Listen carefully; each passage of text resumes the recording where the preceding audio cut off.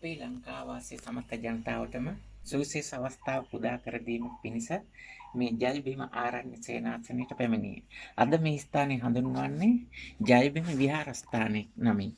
එතකොට විහාරාධිපති ස්වාමීන් වහන්සේ නමක් වැඩ සිටිනවා. එතකොට ඒ ස්වාමීන් වහන්සේට අපි මුද්‍රණය කරපු දහම් පත්‍රිකාවක් පිළිගන්නලා මේ අවස්ථාවේ මෙතනට පැමිණියේ මේ ස්ථානයේ අතීතයේ පැවති තත්ත්වයේ පිළිබඳව ජනතාවට කරුණු ටිකක් පැහැදිලි කරන්න. 1995 වසර වෙනකොට මේ ස්ථානයේ සීල සමාදාන වැඩසටහනක් ක්‍රියාත්මක කරන්න පටන් අරන් අවුරුදු 4ක් විතර වුණා. ඒ අවුරුදු 4 තුළ ඊළඟ 95 අවුරුද්දේ වෙසක් පුර 15ක පොහොය දවසේදී මේ ස්ථානයේ සීල භාවනා වැඩසටහන අපිට බාර දුන්නා කරන්න. අපි බුදුවිරු බෞද්ධ මධ්‍යස්ථානයේ එදා තිබුණේ දහම් සෙවණින් සැමට සුවසත පදනම මගින් කිරියල රත්නපුරේ. අපි එහි ඉඳලා ওই පළාත් අධ්‍යාපන අධ්‍යක්ෂ රත්නපුරේ සෝම්පාල පීරිස් මහත්මයා ඒ වගේම සතිස්චන්ද්‍ර ඒ නීතිඥතුමා එක්ක ඇවිල්ලා 1995 අවුරුද්දේ මේ ස්ථානයේ සීල භාවනා වැඩසටහන ක්‍රියාත්මක කිරීමේ වැඩ කටයුතු ආරම්භ කළා. එදා උදේ අපිට අනගාരിക නාරදතුමා ඒ කාලයේදී මේ ස්ථානය පාලනය කරගෙන හිටියේ. මේ අනගාരിക නාරදතුමා මෙන්න මේ ස්ථානට ඇවිල්ලා අපි මෙන්න මේ බුදු පිළිම තිබුණේ ලංකා පූජා පවත්වපු අර ස්ථානෙත් මේ බෝධියත් අතර මේ වගේ කොන්ක්‍රීට් වලින් වැට හදලා ඒ විදිහට තිබුණේ නෑ. එතකොට අතර තිබිලා පුස්කොළ පොතක් හම්බ වෙලා අපිට පෙන්වුවා. ඒ පුස්කොළ පොතේ තිබුණේ මොකද්ද? මතු මේ ලංකාවේ යුද්ධය නිමා කරලා ඊට වඩා ලොකු යුද්ධයක් කියන මේ මිත්‍යා දෘෂ්ටිය පාපය අකුසලයේ ඈත් කරලා සාරධර්ම පිරි බෞද්ධ සමාජ රටාවක් ලංකාව තුළ ගොඩනගනවා කියන කටයුත්ත ඒ පිළිබඳ තොරතුරු තමයි මේ පොතේ තිබුණේ. ඉතින් එදා දවස තුළ සීල භාවනා අනුෂ්ඨාන කරලා දවල් දාණයෙන් පස්සේ අපි විශේෂ පිරිසක් කැඳවලා නාරදතුමා කරේ පොඩි සාකච්ඡාවක් කළා මේ ගැන. ඒ සාකච්ඡාවේදී ඊට පස්සේ තීරණය කළා මේ පොත සිංහලයට පරිවර්තනය කරලා මුද්‍රණය කරලා බෙදන්න. ඊළඟට එහෙම තීරණය කළා නැවත පොසොන් පොයේ දවසට පොසොන් පොයට කලින් දවසේ පණිවිඩයක් ඇවිල්ලා තුනා මට එන්න කියලා. අපි ඊළඟට ආවට පස්සේ මේ ස්ථානයේ හිටියා ඒකට ගොඩක් මූලිකත්වයෙන් කටයුතු කරන උපාලි මහත්මයා කියලා. එතුමයි අපි පිරිස එකතුලා දැන් මේක බෙදන්නත් ඕනේ කවදද මුද්‍රණය කරලා අපි 96 වෙසක් පොය දවස බෙදමු කියලා තීරණය කළා. එහෙම තීරණය කළා දැන් මේ 96 වෙසක් පොය දවසේ අර රත්නපුරේ සෝමපාල පීරිස් මහත්මයා එහෙම ඒ පළාත් අධ්‍යාපන අධ්‍යක්ෂතුමා ඒගොල්ලෝ තමයි සීල සමාදාන වැඩසටහන බාර අරන් තිබුණේ. එදා ඒ අය මට බාර දුන්නා අපේ මේ සීල භාවනා වැඩසටහන මේ ගමනත් කරන්න කියලා. මාවත් කැඳවගෙන ඇවිල්ලා අද වගේම මම පිට ස්ථානවල ගියාම ශාසන ප්‍රතිපත්තිය සුරක්ෂිත කරමින් යන තනින් ඉවක් බවක් නැතුව ආහාර පාන ගැනීම ඒ වගේ දේවල් වලට යොමු වෙන්නේ නැහැ. ඒක නිසා එදත් ඒ විදිහට ඒ සඳහාත් ගරුත්වයක් තිබුණා අර පිරිසගේ. ඒක නිසා එදා ඒ දිනේදී මුලින්ම මේ සිංහලයට පරිවර්තනය කරලා අපි මුද්‍රණය කරපු පොත ඒ මතුවෙච්ච පුස්කොළ පොතේ අනුවාදයේ එදා 96 වෙසක් පොය දවසේ ජනතාව අතරට පත් කළා. ඉතින් දැන් ඊට පස්සේ කාලයක් ගත වෙද්දී ඒ අතරදී ඔය තවත් විශේෂ වැඩ රාශියක් සිද්ධ වුණා සාසනයට සම්බන්ධ. රජයෙන් පවා බාධා කරපු ස්ථානවල ඒ බෞද්ධ සිද්ධාස්ථාන ආරම්භ කරන්න අවස්ථාව ලැබුණ මේ ශාසනික ප්‍රතිපත්තියේ බලයෙන් ඒ වෙනකොට ලංකා පූජාව කියලා අන්න රතන පේන මේ බුදු පිළිම වහන්සේ ওই පිළිමේ 4ක් ඔය විදිහට සකස් කරේ මොකද මේ මහා භද්‍ර කල්පය තුල ලංකාවට වැඩම කරපු බුදුවරු 4 නමක් ඉන්නවා. කපුසඳ කෝණාගම කාශ්‍යප ගෞතම. මේ සිව් බුදුරජාණන් වහන්සේලාගේ බුද්ධ ශක්තිය අධිෂ්ඨාන බලය ලංකාවේ සිව් දිසාවෙන් පැතිරිලා ලංකාව සම්බුද්ධ රාජ ශක්තිය සම්බුද්ධ අසිරියෙන් අසිරිමත් වෙන්න කියන අධිෂ්ඨානයක් ඇතුව තමයි මේ බුදු පිළිම 4 ඒ විදිහට ඉදි කළේ. ඒ වගේම මේ මහා භද්‍ර කල්පයේ පහළ වෙන පස්වෙනි බුදුරජාණන් වහන්සේ මෛත්‍රී බුදුරජාණන් වහන්සේ මෛත්‍රී බුද්ධ ශාසනයේ පාරමී ශක්තියක් ඇති කරගෙන මේ ස්ථානයේ කේන්ද්‍ර කරගෙන ලංකා පූජාව පවත්වපු බෝපේ රාජසිංහ විද්‍යාලය ඒ වගේම ඒ ප්‍රදේශයේ කේන්ද්‍ර කරගෙන සුධර්මාරාම විහාරස්ථානයේ කේන්ද්‍ර කරගෙන අපි ආරම්භ කරා ශ්‍රී මෙත්බෝසත් බල මණ්ඩලය. මේ මෙත්බෝසත් බල මණ්ඩලය ආරම්භ කළේ අපි 94 අවුරුද්දේ. මොකද එහෙම සමිතිය පිහිටුවේ 94 තමයි අපේ රටේ ජනාධිපතිතුමිය එතුමියගේ අඩුපාඩු නිසා හෝ ස්ත්‍රියක් කාන්තාවක් නිසා මාර වේගයෙන් ඇතුල් වෙලා හෝ මාර බලවේග ජයග්‍රහණය කරලා හෝ රට පුරා මත් වතුර ශාලා දැම්මා. මොකද එකක් පන්සිල් වල පස්වෙනි සිල්පදේ කඩවීම, අනිත් එක බුද්ධ ශාසන වල සෑම බුදු කෙනෙක්ම එපා කියපු වෙළඳාම් පහෙන් එකක්. මත් වතුර මත්ද්‍රව්‍ය වෙළඳාම. නිෂ්පාදනය බෙදා හැරීම. මේ බුද්ධ වචනය කඩ කරපු මේ ප්‍රතිපත්තියක් ප්‍රබලව ක්‍රියාත්මක වෙච්ච නිසා අපි එදා 94 බෝපේ කීර්ති දේය මුල්ල මහත්මයා. ඒ කියන්නේ මේ නුදුරින් තියෙන මීවන පලානේ විහාරස්ථානය. එතන හිටියේ නායක හාමුදුරුවෝ බස්නාහිර පළාතේ ප්‍රධාන සංඝනායක හාමුදුරුවෝ සුමේද හාමුදුරුවෝ. මේ සුමේද හාමුදුරුවන්ගේ සහෝදරයෙක් ඥාතියෙක්. ඒ කීර්ති දේවමුල්ල මහත්මයාත් අජිත් ලක්ෂ්මන් පෙරේරා එයාගේ සහෝදරයා. අපි මූලික වෙලා බෝපේ එදා හිටපු ඩේවිඩ් මහත්මයා බෝපේ සනසෙස් ගරු සභාපතිතුමා මූලික කැපවීමක් කළා මේ වැඩපිළිවෙලට. ලංකාවම ආවරණය වෙන විදිහට රුවන්වැලි මහා සය අභියසින් රත්න ප්‍රදීප මහා පූජාව ආරම්භ කරලා දල්දා මාලිගාව මගේ අටමස්ථාන 12 මස්ථාන වල මේ පූජා මාලාව ආරම්භ කරලා කරගෙන යන අතරතුරේදී අපි මෙතනින් ආරම්භ වෙච්ච ලංකා පූජා වෙනුවට මේ නාරදතුමාට අපි හඳුන්වලා දුන්න එදා ශ්‍රී මෙත්බෝසත් බලමණ්ඩලෙන් රත්න ප්‍රදීප පූජාව. මේ පූජාව මොකද්ද කරන්නේ? රත්න කියන තුනුරුවන්. ලෝකේ බොහෝ රත්නයන් තියෙනවා. නමුත් කවදාවත් දුකක් ඇති නොකරන රත්නයන් තුනක් තියෙනවා. බුද්ධ රත්නය, ධම්ම රත්නය, අෂ්ටාර්ය පුද්ගල මහා සංඝ රත්නය. ඔය දේවදත්ත තෙරුන් වගේ බුද්ධ චීවරය දරාගෙන පස්පව් දස කුසල් කරමින් ශාසන ප්‍රතිපත්තියෙන් බැහැරව ඉන්න සංඝ රත්නය සම්මුති සංඝ රත්නය නෙමෙයි. අෂ්ටාර්ය පුද්ගල මහා සංඝ රත්නය උතුම් රත්නයක් මේ ලෝකේ සියලුම දෙනාට තුන් ලෝකේටම.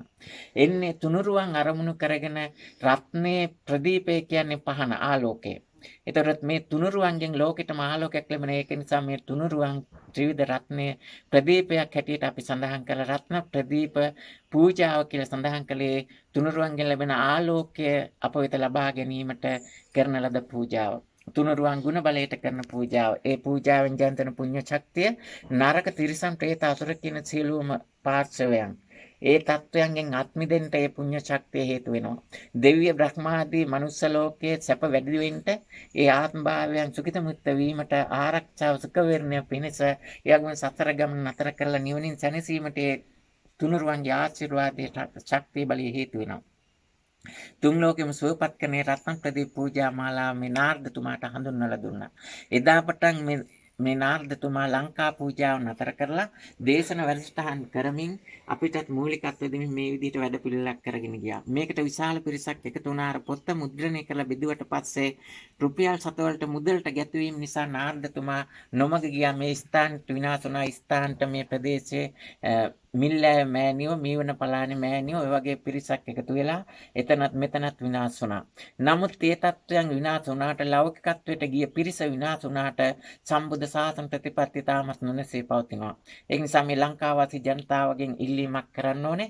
ලංකාවාසී ජනතාවට හඳුන්වලා දෙන්න ඕනේ මේ ස්ථාන ජයබිම ආරණ්‍ය කියන්නේ මේ ශාසනික ශක්තිය මතුවෙච්ච තැන. පුස්කොළපත එදා මහරහතන් වහන්සේ පෙන්නලා දීපු ඒ උතුම් පුස්කොළපත මතුවෙච්ච මේ ජනතාවට ලංකාවාසී ජනතාවට විවෘතම මාධ්‍ය තුලින් දැනගන්න පහසුකම් සැලසිච්ච අවස්ථාව උදා වුණේ මේ ස්ථානයේ. නමුත් මේ ස්ථානයේ ඊට පස්සේ දවසක අපි මේ ස්ථානට ඇවිල්ලා විශේෂ කටයුතු රාශියක් සිද්ධ කළා. මේ ස්ථානයෙන් අපේ කටයුතු ඒ මූලික ස්ථානයේ බුදුවිරු දියසෙම් බෞද්ධ මධ්‍යස්ථානට රැගෙන ගියා. නමුත් ඊට පසුව රුපියල් 7 වලට ගැතු වෙච්ච මාධ්‍යකරණයක් ලෝකෝත්තර පැත්තට ලැබෙන සැපවලට ආස කරපු ලෞකික බලපෑම් නිසා ඒ වගේම ලෝකෝත්තර ශක්තිය පෙන්වලා දීලා ලෞකික ලෝකයේ සැප විඳීමට අරමුණු කරගත්ත මේ නාරදතුමාගේ මුලින් කියපු වචනය පසු කාලෙම වෙනස් වෙලා ඒ විදිහට සිද්ධ වෙච්ච විශාල පාඩුවක් නිසා අර උතුම් සම්බුද්ධ ශාසන ප්‍රතිපත්තිය නිවැරදිව දැන හඳුනගෙන ඇතිවීමට තිබෙන දැනට ඇතිවීගෙන යන විශාල කරදර බාධක වලින් ඈත් වෙන්න තිබිච්ච අවස්ථාව මේ රටේ ජනතාවට අහිමි වුණා. ඒ අහිමි වීම නිසාම ඒ කාල වකවානුව තුළ පුස්කොළ පොතේ සඳහන් වෙලා තියෙන විදිහට දියසෙන් නාමය අදින් පස්සේ භාවිතා කිරීම නතර කරලා ඒ පුස්කොළ පොතේ සඳහන් වෙලා තියෙන අපි පැහැදිලි කරත් මේ නාරදතුමායම ජනතාවට නිවැරදි පණිවිඩය දෙන්නේ නැතුව ඒ පොතේම අන්තිමට ඇතුළත් කරලා තියෙනවා මේ වගේ කෙනෙක් සමාජගත වෙලා ඉන්නවනම් සමාජෙ ඉන්නවනම් අපි කරා එන්න කියලා අයිතිපත්‍රයක් ඒ ඉදිරිපත් කරන වගේ තොරතුරු ටික.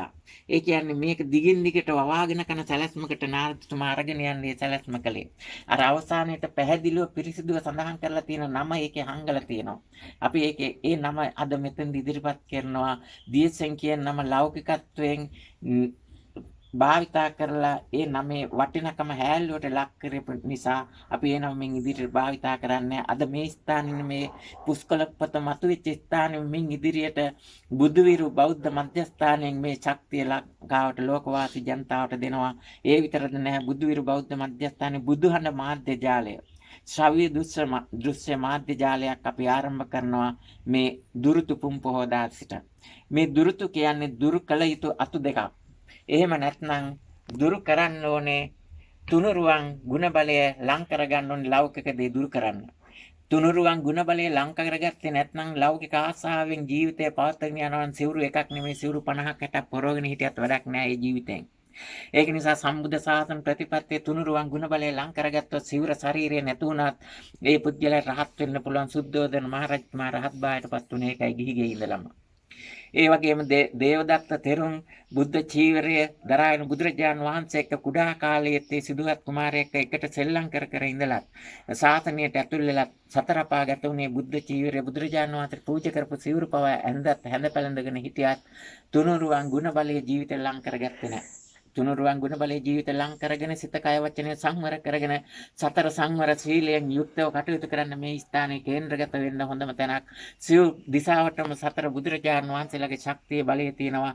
මේ මහා භද්‍ර කල්පයේ උතුම් සම්බුද්ධ ශාසනික ශක්තියෙන් විවරණ ලබාගෙන මින් එහාට තවත් ශාසන තුනක් සත්බුදුරජාණන් වහන්සේලාගෙන් විවරණ ලබාගෙන මේ ශාසන හතම විවරණ ගත්ත පිරිස අද ඉන්නවා.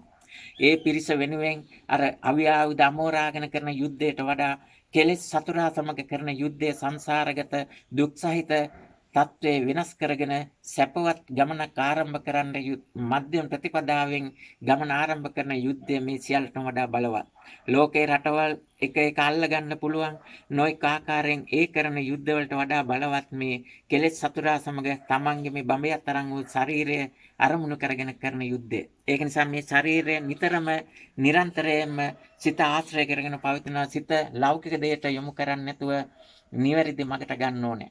ඒ නිවැරදි මගට ගන්න තුනුරුවන්ගේ ආශිර්වාදය තුනුරුවන් පිට රැකවරණ ලබාගෙන මේ කටයුතු කරන්න ඕනේ. ඒ தත්ත්වය බුදුහඬ මාධ්‍ය ජාලයෙන් ශ්‍රව්‍ය දුස්සද ක්‍රම දෙකෙන්ම ඔබට ඉදිරියේදී අහන්න දකින්න ලැබෙනවා. දුරුතු පුම් පොහොදා හෙට දින සිට ආරම්භ කරන හෙට 28 වෙනිදා පුර 15ක පොහොය දවස. අපි මේ කතා කරන මේ ගෞතම බුදුරජාණන් වහන්සේට 28 නමක් 28 වෙනි බුද්ධ ශාසනය. එහෙමනම් අද 27 වෙනිදා මේ හෙටෙන් ආරම්භ කරන්නේ හෙට අපි සඳහන් කරන 8 බුදුරජාණන් වහන්සේලාගේ 28 වෙනි බුදුරජාණන් වහන්සේට බුද්ධ ශක්තියට ආශිර්වාද කරේ ශක්තිය වල ලබා දෙන්න බුදුවරු 27 දෙනෙක් ඉන්නවා.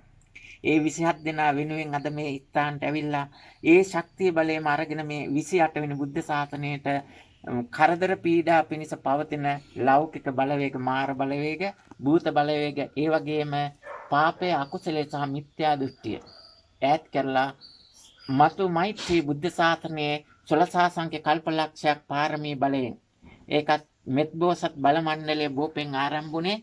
එතනත් අද වෙනස් වෙනවා. මෙත්බෝසත් ස්වශක්ති පදනම තුලින් සම්බුද්ධ ශාසනික ශක්තියෙන් ලෝකයේ සත්පුරුෂ ජනතාවට මේ පණිවිඩ දෙන්න අපි වැඩ කටයුතු ආරම්භ කරනවා.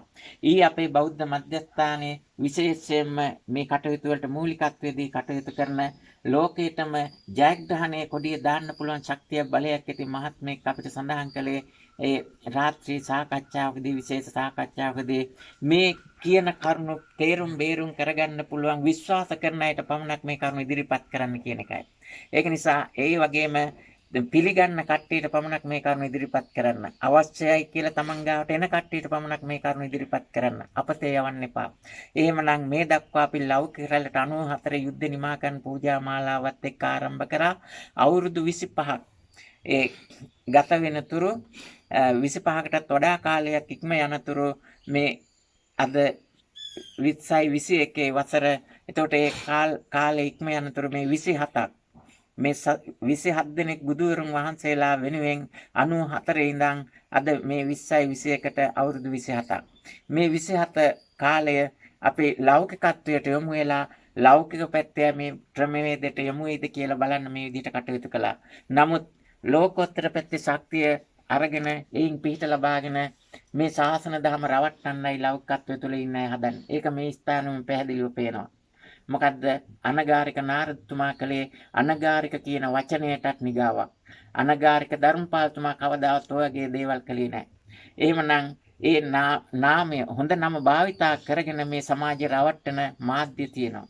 මේ පෙරේදා ගුවන්විදුලියේ විශේෂ සාකච්ඡාවක් කරපු අපේ ගරු අජිත් රෝහණ මැතිතුමා පොලිස් මාධ්‍ය ප්‍රකාශකතුමා නියෝජ්‍ය පොලිස්පතිතුමා එතුමාට විශේෂ ආදරයක් මම දක්වනවා. මාත් මගේ තාත්තට ගොඩක් ආදරේ අම්මට වඩා. එතුමත් මාධ්‍යෙන් අපිට කරපු සාකච්ඡාවෙත් දැනගන්න ලැබුණා. එතුමත් පියාට ගොඩක් ආදරේ. ඒ වගේම එතුමා විවෘතව කතා කරන හොඳ කරුණු පැහැදිලි කරනවා.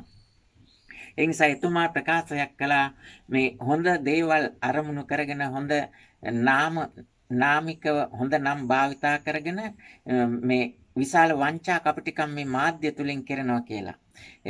ලෞකිකත්වයේ පුජ්‍යලයෙන් ඉදිරිපත් වෙලා වෙන වෙන අයගේ නම් භාවිතා කරගෙන එහෙම විශාල වැඩපිළිවෙල රාශියක් ක්‍රියාත්මක වෙනවා.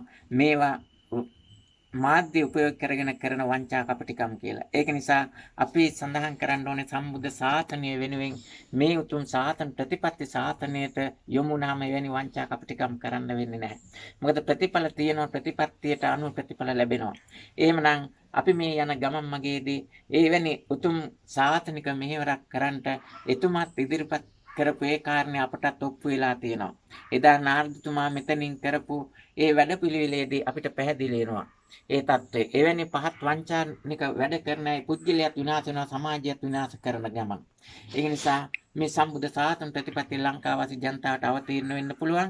අපි පසුගිය අවුරුදු කිහිපය තුළ ලංකා පුරා විවිධ පොලිස් ස්ථාන කේන්ද්‍ර කරගෙන මේ කටයුතු විශේෂයෙන්ම කළේ. ඒකට හේතුවක් තමයි ප්‍රධාන